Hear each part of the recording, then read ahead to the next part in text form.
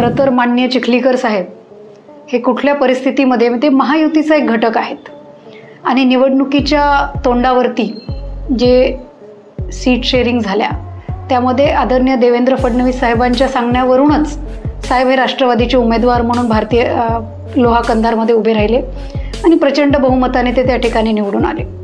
आणि खऱ्या अर्थाने मी एकटीच भारतीय जनता पार्टीमध्ये, वडील राष्ट्रवादीत आणि मी भाजपमध्ये असा विषय नाहीये.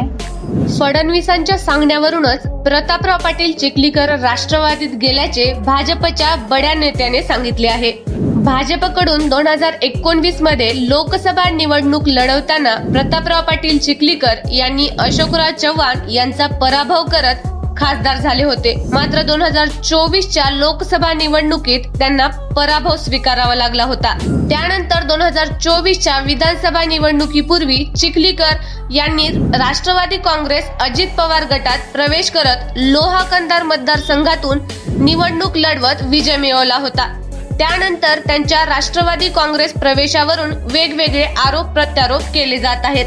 त्यामुळे वातावरण तापले असतानाच विरोधकांकडून केल्या जात असलेल्या आरोपांना उत्तर दिले आहे. विधानसभा निवडणुकीपूर्वी तिकीट वाटपाबाबत निर्माण झालेल्या परिस्थितीमुळे मुख्यमंत्री देवेंद्र फडणवीस यांच्या सांगण्यावरूनच प्रताप पाटील चिखलीकर यांनी राष्ट्रवादीत प्रवेश केला असा गौप्यस्फोट भाजपच्या बड्या नेत्यांनी केला आहे.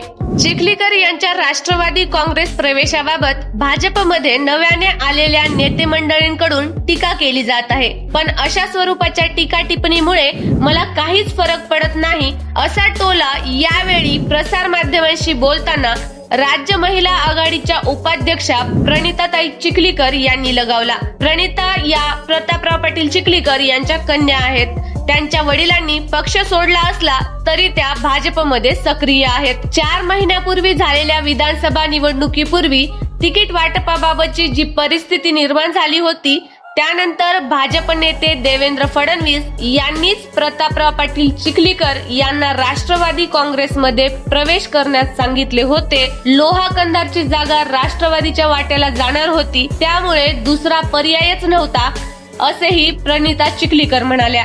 त्यानंतर ऐन विधानसभा निवडणुका तोंडावर असताना घडलेल्या या घडामोडीत प्रतापराव पाटील चिखलीकर यांनी राष्ट्रवादीत प्रवेश केला आणि ते लोहा कंधार मतदारसंघातून विजयी झाले.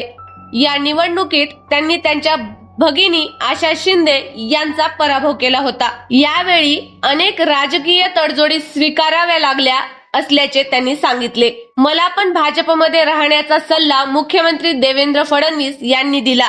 तू भाजपमध्ये काम कर, मी तुझ्या पाठीशी आहे असे फडणवीस यांनी स्पष्ट केले असल्याचे प्रणिता पाटील चिखलीकर यांनी सांगितले. वडील एका पक्षात आणि मुले वेगळ्या पक्षात हे फक्त नांदेडमध्ये घडले नाही तर इतरत्र या तडजोडी स्वीकाराव्या लागल्या असल्याचे त्यांनी यावेळी सांगितले. रावसाहेब दानवे आणि त्यांचा पुत्र भाजपमध्ये आहेत तर त्यांची कन्या संजना जाधव या शिवसेना शिंदे गटाच्या आमदार आहेत. माजी केंद्रीय मंत्री नारायण राणे यांच्या बाबतीत देखील ही राजकीय तडजोड झाली आहे. त्यांचे चिरंजीव निलेश राणे शिंदे सेनेचे आमदार आहेत असेही प्रणिताताई यांनी सांगितले आहे.